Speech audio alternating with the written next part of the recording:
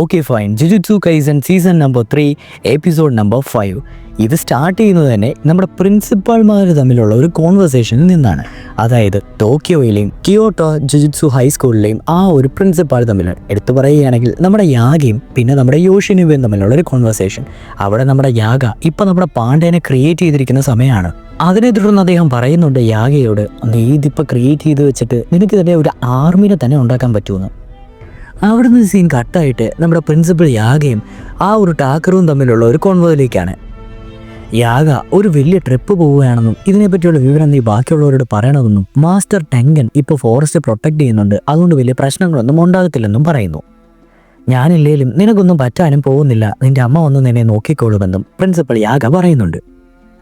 അവിടുന്ന് നേരെ സീൻ കട്ടാവുന്നത് നമ്മുടെ പാണ്ഡയുടെ ആ ഒരു സീനിലേക്കാണ്. ഇപ്പോൾ നമ്മുടെ പാണ്ഡയും സെക്കൻഡ് ഇയർ ജുജുത്സുവിനെ പഠിപ്പിക്കുന്ന നമ്മുടെ കുസഗബി എന്ന് പറയുന്ന ഒരു ഗ്രേഡ് 1 ജുജുത്സു ഹൈസ്കൂൾ ടീച്ചറുമായിട്ടുള്ള ഒരു കോൺവെർസേഷൻ. എന്നിട്ട് പാണ്ഡയോട് പറയുന്നുണ്ട്, എനിക്ക് യാഗിനെ പിടിക്കാൻ വേണ്ടി നിന്നെ ബെയ്റ്റായിട്ട് ഉപയോഗിച്ചെന്ന് മാത്രമേ ഉള്ളൂ, ഏതായാലും ഇപ്പം നീ പൊയ്ക്കോളാൻ. തുടർന്ന് പാണ്ഡയോട് പറയുന്നുണ്ട് എനിക്ക് അയാളോടൊരു കടപ്പാടുണ്ടെന്ന്. അവിടുന്ന് സീൻ കട്ടാക്കിയിട്ട് പാസ്റ്റിലെ ഒരു കാര്യത്തിലേക്കാണ് പോകുന്നത്. യാഗ ഈ പറയുന്ന ജുജുത്സു ഹൈസ്കൂളിലെ ഈ ടീച്ചറായിട്ടുള്ള കുസോക്കാബയുടെ അനിയത്തിക്ക് വേണ്ടി ടേക്കറു എന്ന് പറയുന്ന ആ ഒരു കേഴ്സ്ഡ് പപ്പറ്റ് രൂപേണെ ആ ഒരു സണ്ണിങ് ബോണ്ട് അല്ലെങ്കിൽ മകൻ്റെ ബോണ്ട് കൊടുത്തു. തുടർന്ന് നമ്മുടെ കുസക്കാബെ നമ്മുടെ യാഗയോട് റിയലി താങ്ക് യു എന്നൊക്കെ പറഞ്ഞ് അവിടുന്ന് പോവുകയാണ്. ഇപ്പോഴാണ് നമുക്ക് കഥയുടെ ആ ഒരു ഓവർവ്യൂ കിട്ടുന്നത്. നമുക്കറിയാലോ, ഇപ്പോൾ പ്രിൻസിപ്പൽ യാഗയും ഡെത്ത് സെൻറ്റൻസിന് വിധേയനാക്കപ്പെട്ട ഒരാളാണ്. അപ്പം അദ്ദേഹത്തിന് മാത്രമാണ് ഓട്ടോണമസ് ആർട്ടിഫിഷ്യൽ കേഴ്സ്ഡ് കോപ്സ് എന്ന് പറയുന്ന ആ ഒരു ടെക്നിക്ക്, എങ്ങനെയാണ് ഇങ്ങനത്തെ കോപ്സ് ഇപ്പോൾ പാണ്ഡനെയൊക്കെ ഉണ്ടാക്കിയതുപോലെ ഉണ്ടാക്കുവാൻ അറിയുന്നത് അദ്ദേഹത്തിന് മാത്രമാണ്. സോ അങ്ങനെ ഉണ്ടാക്കിയിട്ട് ഹെൽപ്പ് ചെയ്തിട്ടുള്ള ആളാണ് ഈ പറയുന്ന ജുജുത്സു ഹൈസ്കൂളിലെ ടീച്ചറായിട്ടുള്ള കുസക്കാബയുടെ അനിയത്തിനെയൊക്കെ. സോ ആ ഒരു കടപ്പാടിൻ്റെ കാര്യമാണ് നേരത്തെ കുസക്കാബെ നമ്മുടെ പാണ്ഡയോട് പരാമർശിച്ചത്. സോ ഇതിനെ തുടർന്ന് സീൻ കട്ടാവുന്നത് നമ്മുടെ പ്രിൻസിപ്പൽ യാഗ അവൻ്റെ മകനെ കാണുവാൻ വേണ്ടി പോവുകയാണ്. ഇത്തവണ പ്രിൻസിപ്പൽ യാഗയുടെ കൂടെ അവൻ ക്രിയേറ്റ് ചെയ്ത കോപ്സ് ഒന്നുമില്ല. എന്നാൽ അദ്ദേഹത്തിനെ തടുത്ത് നിർത്തിക്കൊണ്ട് വന്നത് ഈ പറയുന്ന അനദർ, അതായത് ക്യോട്ടോ ജുജുത്സു ഹൈയിലെ പ്രിൻസിപ്പാളും അദ്ദേഹത്തിൻ്റെ അനുയായിയും കൂടിയാണ്. എന്നിട്ട് അനുയായി ചോദിക്കുന്നുണ്ട്, എങ്ങനെയാണ് ഉണ്ടാക്കുന്നത് നീ മര്യാദയ്ക്ക് പറഞ്ഞു തരണമെന്ന്. അങ്ങനെ അവിടെ വെച്ച് നമ്മുടെ യാഗേനെ ഡിഫീറ്റ് ചെയ്ത് കഴിഞ്ഞ് എഴുത്തവൻ ഇടയ്ക്ക് പറയുന്നുണ്ട്, നിങ്ങൾക്കിപ്പോൾ ഇച്ചിരി അഹങ്കാരം കൂടിയത് ഗോജോ ഇല്ലാത്തതുകൊണ്ടല്ലേ എന്നൊക്കെ ചോദിക്കുന്നുണ്ട്. എന്നിരുന്നാലും നമ്മുടെ യാഗനെ ഡിഫീറ്റ് ചെയ്തുകൊണ്ട് മറ്റേ പ്രിൻസിപ്പളിനോട് ഇവൻ എങ്ങനെയാണ് അങ്ങനത്തെ കേഴ്സ്ഡ് പപ്പറ്റ്സിനെ ഉണ്ടാക്കുന്നതെന്ന് പറഞ്ഞു കൊടുക്കുകയാണ്. സോളിനെ ട്രാപ്പ് ചെയ്യണം, അതേപോലെ തന്നെ നിങ്ങൾ 3 കോമ്പാറ്റബിൾ സോൾസ് ഒരു സിംഗിൾ കോറിലേക്ക് പ്ലേസ് ചെയ്യണമെന്നൊക്കെ പറയുന്നുണ്ട്.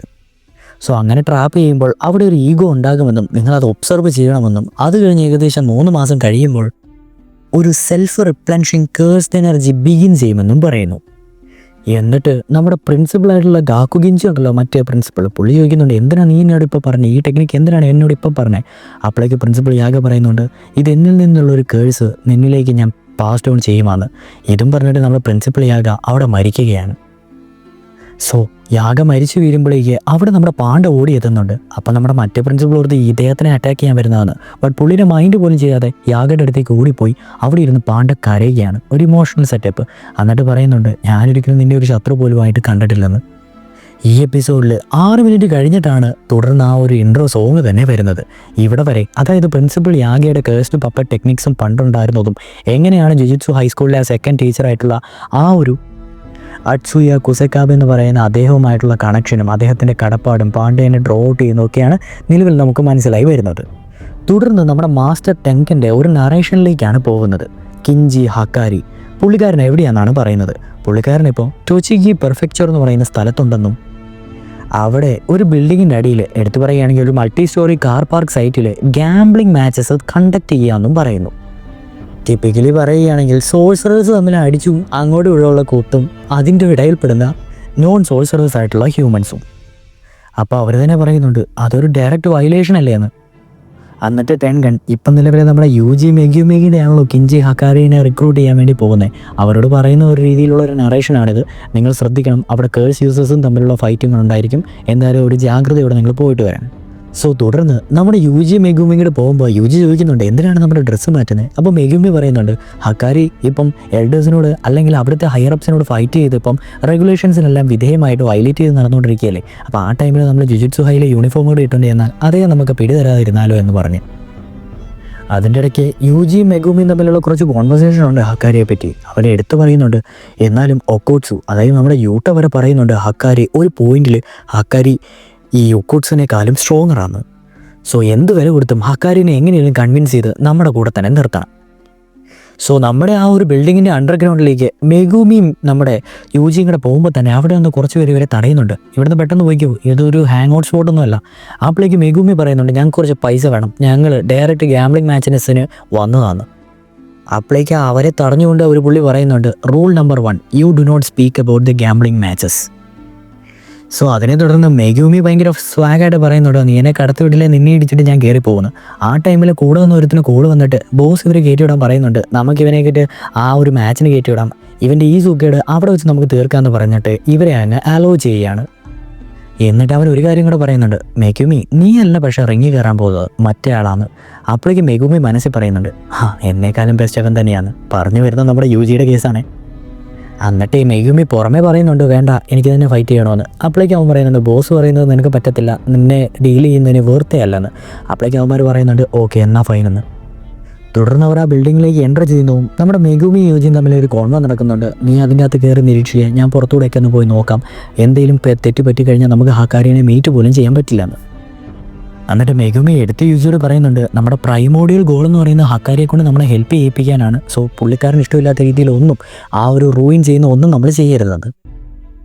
തുടർന്ന് നമ്മുടെ യുജിയോട് അവിടെയുള്ള ഒരാളിങ്ങനെ പറയുകയാണ് ഇതിൽ 2 റൂളൊക്കെ ഉണ്ട്, നിങ്ങൾ ഓടുകയും ചെയ്യാൻ പാടില്ല, അതേപോലെ തന്നെ ഇറങ്ങി കഴിഞ്ഞാൽ കേഴ്സ്ഡ് ടെക്നിക്സും യൂസ് ചെയ്യാൻ പാടില്ല എന്ന്. അപ്പോൾ യുജി പറയുന്നുണ്ട് അയനാ വൈ നോട്ട്, എനിക്ക് കുഴപ്പമൊന്നുമില്ല അവന് യൂസ് ചെയ്താലും ഇല്ലായിരുന്നു. അപ്പോൾ മറ്റേ പുള്ളി പറയുന്നുണ്ട് ഇതിൽ കാണാൻ വരുന്നവർ മെയിൻലി നോൺ സോഴ്സറേഴ്സ് ആണ്, സോ അത് വേണ്ടാന്ന്.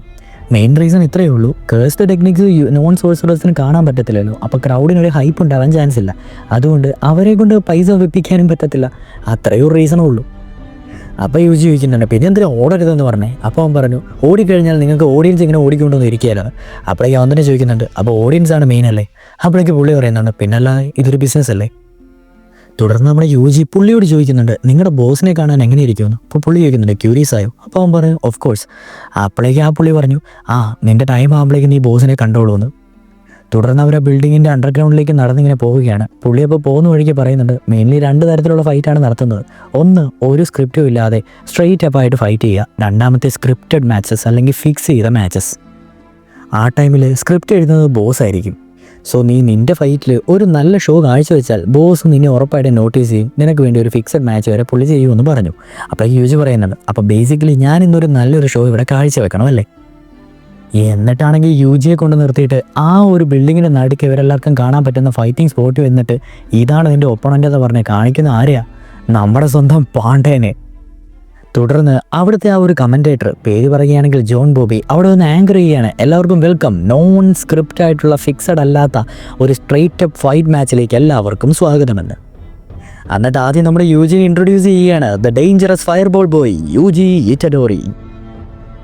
തുടർന്ന് നമ്മുടെ പാണ്ഡേനെയും ഇൻട്രൊഡ്യൂസ് ചെയ്യുന്നു. ഇപ്പോഴാണ് നമ്മുടെ ഹക്കാരിനെ ഇൻട്രൊഡ്യൂസ് ചെയ്യുന്നത്. എന്നിട്ട് ഹക്കാരി പറയുകയാണ് പാണ്ഡേനെ ഡിഫീറ്റ് ചെയ്യുന്ന അത്ര എളുപ്പമുള്ള ഒരു കാര്യമൊന്നുമല്ല എന്ന്. സോ ബേസിക്കലി നമ്മുടെ പാണ്ഡയ്ക്കും യുജിക്കും അറിയാം ഇവർ രണ്ടുപേരും ഹക്കാരിനെ കാണാൻ വേണ്ടി വന്നതാണ്. സോ അവരതൊരു രീതിയിലാണ് ആദ്യം ഫൈറ്റ് ചെയ്യുന്നത്. തുടർന്ന് അങ്ങോട്ടും ഇങ്ങോട്ടും ചെറിയ ചെറിയ കുശല വർത്താനമൊക്കെ പറഞ്ഞ് നല്ല ഒന്നാന്തരം ഫൈറ്റാണ് യുജി വേഴ്സസ് പാണ്ഡ അവിടെ കാഴ്ചവെക്കുന്നത്. അങ്ങനെ ഒരു ലൈറ്റ് ടച്ച് പഞ്ചിലൂടെ നമ്മുടെ ഇറ്റഡോറി പാണ്ഡനെ വീഴ്ത്തിയെന്ന് വേണമെങ്കിൽ പറയാം. സോ പാണ്ഡനെ വീഴ്ത്തി കഴിയുമ്പോഴേക്ക് അവിടെയുള്ള താഴെ നിന്നുള്ള ഒരു കോള് വരുന്നുണ്ട്. ഹക്കാരിയാണ് വിളിക്കുന്നത്. ഇറ്റഡോറിനെ മണ്ടയിലേക്ക് വിട്ടേക്ക്, അവനെ വെച്ച് എനിക്ക് നല്ലൊരു സ്ക്രിപ്റ്റ് എഴുതാനുള്ള ഉണ്ടെന്ന് എനിക്ക് തോന്നുന്നത്. അപ്പോഴേക്ക് അദ്ദേഹം ചോദിക്കുന്നുണ്ട് മറ്റേ പയ്യനെ എന്താ ചെയ്യേണ്ടത്. അപ്പോഴേക്ക് ഹക്കാരി പറയുന്നുണ്ട് ഏതായാലും അവൻ്റെ മുകളിൽ ഒരു കണ്ണ് വെച്ചേക്ക്, ബാക്കി നമുക്ക് നോക്കാമെന്ന്. പിന്നീട് സീൻ കട്ടാവുന്നത് നമ്മുടെ പാണ്ഡയോട് മെഗുമി ചോദിക്കുന്ന രംഗങ്ങളാണ്. നീ ഇവിടെ വന്നിട്ടും എന്തുകൊണ്ട് ഹക്കാരിനെ കാണാൻ പറ്റിയില്ലെന്ന്. അപ്പം പാണ്ഡ പറയുന്നുണ്ട് നമ്മുടെ ഗോജ സെൻസറുടെ പോലെ തന്നെ എന്തോ അദ്ദേഹത്തിന് സെൻസ് ചെയ്യാൻ പറ്റുന്നുണ്ട്, നമ്മൾ വരുന്നുണ്ടെന്ന് അറിയാമെന്ന് പറയുന്നുണ്ട്. തുടർന്ന് നമ്മുടെ കിരറ അതായത് അനദർ ആയിട്ടുള്ള ആ ഒരു 3rd ഇയർ സ്റ്റുഡൻറ്റിൻ്റെ കാര്യവും പറയുന്നുണ്ട്. തുടർന്ന് മെഗുമി പാണ്ഡയോട് ചോദിക്കുന്നുണ്ട് നിനക്കെന്നാ തോന്നുന്നേ ഇറ്റഡോറിക്ക് ഹക്കാരിനെ കൺവിൻസ് ചെയ്യാൻ പറ്റുമോ. അപ്പോഴേക്ക് പാണ്ഡ പറയുന്നുണ്ട് ഇച്ചിരി പാടാണ്, അവന് കള്ളം പറയാനാ ഇച്ചിരി പാടല്ലേ. അപ്പം മെഗുമി പറയുന്നുണ്ട് കള്ളം പറഞ്ഞ് കുളവാക്കുമെന്നല്ല പേടി, എനിക്ക് അവനെ കള്ളം പറയാനേ അറിയത്തില്ല എന്ന് പറയുന്നുണ്ട്. തുടർന്ന് പാട്ട പറയുന്നുണ്ട്, ഏതായാലും ഇറ്ററോറി അവൻ്റെ ആ ഒരു മോണിറ്ററിംഗ് റൂമിൽ കയറിയിട്ട് ഇവർ സംസാരിക്കാൻ ഇടയായാൽ ബാക്കിയുള്ള ഗാർഡ്സിനെയൊക്കെ ഞാൻ നോക്കിയാലാം കുറച്ച് സമയത്തേക്ക്. അറ്റ്ലീസ്റ്റ് ഇവർക്ക് തമ്മിൽ സംസാരിക്കാനുള്ള ടൈമെങ്കിലും ഞാൻ ഉണ്ടാക്കി കൊടുക്കാമെന്ന് പാണ്ട മെഗ്യുമയോട് പറയുന്നു. സോ ഈ പറയുന്ന അനദർ തേർഡ് ഇയർ എന്ന് ഉദ്ദേശിക്കുന്നത് കിരാറ എന്ന് പറയുന്ന ഒരാളാണ്. ഇത് ബേസിക്കലി പറയുകയാണെങ്കിൽ ഒരു ട്രാൻസ്ജെൻഡർ ആണെന്ന് വേണമെങ്കിൽ പറയാം. വുമൺ ആണോ മെയിൽ ആണോ എന്നൊന്നും പറയുന്നില്ല. കൺഫ്യൂസിങ് രീതിയിലാണ് ഈ എപ്പിസോഡിൽ കാണിക്കുന്നത്. എന്നിരുന്നാലും അപ്പിയറൻസ് വഴി നമുക്ക് മനസ്സിലാക്കാൻ പറ്റുന്ന ഒരു വുമൺ ആണെന്ന് തന്നെ വേണമെങ്കിൽ പറയാം, ഒരു ട്രാൻസ്ജെൻഡർ വുമൺ. തുടർന്ന് നമ്മുടെ കിരാറ നമ്മുടെ ഈ പറയുന്ന ഹക്കാരിയുടെ അടുത്തേക്ക് യൂജിനെ കൊണ്ടുവരികയാണ്. അങ്ങനെ നമ്മുടെ ഹക്കാരി മീറ്റ്സ് യൂജിയോട് ചോദിക്കുന്നുണ്ട്, നിനക്ക് പെട്ടെന്ന് പൈസ ഉണ്ടാക്കണം, സ്കാം ചെയ്യണമെങ്കിൽ ആദ്യം നീ എൻ്റെ ഇന്ന് കോഴ്സ് മേടിക്കണം. അങ്ങനെ കുറച്ച് ബ്ലാ ബ്ലാ ബ്ലാ കോൺവെർസേഷൻ, അതായത് സ്കാമേഴ്സ് എങ്ങനെയാണ് പൈസ ഉണ്ടാക്കുന്നത് എന്നുള്ള രീതിയിലുള്ളൊരു ജസ്റ്റ് ഒരു വേസ്റ്റ്ഫുൾ കോൺവെർസേഷൻ. എന്നിട്ട് ഹക്കാരി പറയുന്നുണ്ട്, ഇതിനെല്ലാം റീസൺ ഇത്രയൊക്കെ സ്കാമേഴ്സ് നടക്കുന്നുണ്ടെങ്കിലും ഇനിയും ആൾക്കാർ ഇത് ബൈ ചെയ്യുമെന്ന്. അതിന് കാരണം ഒരു ഹീറ്റാണ്. ഈ ഹീറ്റ് ഉള്ളതുകൊണ്ടാണ് നമ്മളെല്ലാം ജീവിക്കുന്നത് തന്നെ. അതിൻ്റെ ഒരു ഡയറക്റ്റ് ഹിറ്റ് തന്നെയാണ് ഗാംബ്ലിംഗ്. യെസ്. തുടർന്ന് നമ്മുടെ ഹക്കാരി ഗാംബ്ലിങ്ങിനെ പറ്റി അങ്ങ് പറയുകയാണ്. എ ലിവിങ് ഈസ് ഗാംബ്ലിംഗ് എന്ന്. എന്നെ ഇഷ്ടംപോലെ പെൺപിള്ളേർ ഗാംബ്ലിങ് ഇഷ്ടമില്ലാത്തതുകൊണ്ട് എന്നെ ഡംപ് ചെയ്തിട്ടുണ്ട്. തുടർന്ന് ഹക്കാരിയുടെ രീതിയിലുള്ള ഗാംബ്ലിംഗ് ഫിലോസഫി അങ്ങ് തുടരുകയാണ്. എന്നിട്ട് പറയുന്നുണ്ട്, സത്യം പറഞ്ഞാൽ ഗാംബ്ലിംഗ് ആർക്ക് ഇഷ്ടമില്ലായ്കയൊന്നുമില്ല, അവർക്ക് ഇഷ്ടമില്ലാത്തത് അവർ തോക്കുമ്പോഴാണ്. അപ്പോൾ യൂജി പറയുന്നുണ്ട്, അങ്ങനെ എല്ലാവരും ആണെന്നില്ല, ചിലർക്ക് കാം ലൈഫ് ലീഡ് ചെയ്യാൻ ആഗ്രഹമുണ്ടെന്ന്. അപ്പോൾ ഹക്കാരി പറയുന്നുണ്ട്, അങ്ങനെ ഒരാളെ ഞാൻ കണ്ടിട്ടില്ല, ഗാംബ്ലിംഗ് ആണ് heat is gambling is life. എന്നിട്ട് പറയുന്നുണ്ട്, ഞാൻ ഒരു ദിവസം ഈ രാജ്യം ഫുള്ളും ഗാംബ്ലിംഗ് രൂപേണ കൈക്കലാക്കും, ആ ഒരു ഹീറ്റ് രൂപേണ. അതിപ്പോൾ കറക്റ്റ് ടൈം ഇപ്പം തന്നെയാണ്. ഇപ്പോൾ സത്യം പറഞ്ഞാൽ എല്ലാം ഡിസ്ഫങ്ഷനായി കിടക്കുകയല്ലേ, കേഴ്സ് ടെക്നിക്സ് അങ്ങോട്ടും ഇങ്ങോട്ടും പോയിക്കൊണ്ടിരിക്കുന്നു, ആ ഒരു രീതിയിലുള്ള ടോക്ക്. തുടർന്ന് നമ്മുടെ യൂജിയോട് ചോദിക്കുന്നുണ്ട്, അപ്പോൾ എങ്ങനെയാ നീ എൻ്റെ ഹീറ്റിലേക്ക് ഭാഗമാകുകയല്ലേ എന്ന്. അവനതിന് ഉത്തരം പറയാൻ വേണ്ടി വരുമ്പോഴേക്ക് ഒരു കോള്, അതായത് അവൻ്റെ ഫോൺ റിങ് ചെയ്യുകയാണ് ഹക്കാരിയുടെ. അവർ തമ്മിൽ ഒരു 2-3 മിനിറ്റ് പോസിങ്, ഒന്നും മിണ്ടിയില്ല. തുടർന്ന് ഹക്കാരി എഴുന്നേറ്റ് നിനക്ക് വല്ലതും കുടിക്കാൻ വേണോ എന്ന് ചോദിക്കുന്നുണ്ട്. അപ്പോഴേക്ക് യൂജി പറയുന്നു, ആൽക്കഹോൾ ഒഴിച്ച് ബാക്കി എന്തും കുഴപ്പമില്ല. അപ്പോൾ അവൻ ചോദിക്കുന്നുണ്ട്, എന്ത് പറ്റി, നിനക്ക് ഇഷ്ടമല്ലേ? അപ്പോഴേക്ക് യൂജി പറയുന്നുണ്ട്, ഇല്ല, ഞാൻ അണ്ടർ ഏജ് ആണ്. അപ്പോഴേക്ക് ഹക്കാരി പറയുന്നുണ്ട്, നീ എന്തോ പറയുന്നത്, ഗോജോനെ അറിയത്തില്ലേ, അവനൊരു ലൈറ്റ് വെയിറ്റ് ആണ്. അപ്പോഴേക്ക് യൂജി അറിയാത്ത പോലെ, ഗോജോ ആരാ അത്? അപ്പോഴേക്ക് ഹക്കാരി പറയാണ്, ഏതൊരു സോഴ്സർക്കാണ് ഗോജോനെ അറിയത്തില്ലാത്തത്. അപ്പോഴേക്ക് ആ ഒരു കോള് വന്നുകൊണ്ടിരിക്കുകയാണ്. അതേ സമയത്ത് ഇവൻ ഡ്രിങ്ക് കുടിച്ചുകൊണ്ടിരിക്കുമ്പോൾ ഹക്കാരി പറയുകയാണ്, നീ ഇപ്പം എന്തിനാ ഗോജോനെ അറിയത്തില്ലെന്ന് പറഞ്ഞ് പ്രിറ്റൻഡ് ചെയ്യുന്നത്, സത്യം പറ, നീ ജുജിത്സു ഹൈൻ്റെ ഏജൻ്റ് അല്ലേ? എന്നിട്ട് ഹക്കാരി പറയുന്നുണ്ട്, എൻ്റെ ഫോൺ വെല്ലടിക്കുന്നത് കിരറാടെ നമ്പറാണ്, അവളെന്നെ വിളിക്കണമെങ്കിൽ എന്തെങ്കിലും സംതിങ് ഈസ് വിഷയെന്ന്. തുടർന്ന് അവർ ഫൈറ്റിലേക്ക് പോവുകയാണ്, ഹക്കാരി വേഴ്സസ് യൂജി. അപ്പോൾ യൂജി പറയുന്നുണ്ട്, നിൽക്ക്, ഞാൻ പറയുന്നൊന്ന് കേക്ക് എന്ന് പറയുന്നിടത്താണ് ഈ ഒരു എപ്പിസോഡ് എൻഡ് ചെയ്യുന്നത്. എന്നിരുന്നാലും ഹക്കാരിയുടെ ആ ഒരു ഗ്രൗണ്ട് സെറ്റപ്പും നമ്മുടെ പ്രിൻസിപ്പൽ യാഗയുടെയും ബാക്ക് സ്റ്റോറി ആയിരുന്നു മെയിൻലി സത്യം പറഞ്ഞാൽ ഈ ഒരു എപ്പിസോഡിൻ്റെ. ഹെവിലി ഡയലോഗ് ആയിരുന്നു, കുറച്ച് ആക്ഷനും ഉണ്ടായിരുന്നു. പാണ്ഡ വേഴ്സസ് യൂജി ഒഴുത്തി നിർത്തി കഴിഞ്ഞ് കഴിഞ്ഞാൽ ഒരു ഹെവിലി ഡയലോഗ് എപ്പിസോഡ് തന്നെയായിരുന്നു. തുടർന്ന് ഇനിയുള്ള കഥകളാണ് എപ്പിസോഡ് 6 നമുക്ക് കാണുവാൻ സാധിക്കുന്നത്. സോ ആ ഒരു എക്സ്പ്ലനേഷൻ വീഡിയോ ആയിട്ട് ഉടൻ തന്നെ വരുന്നതായിരിക്കും.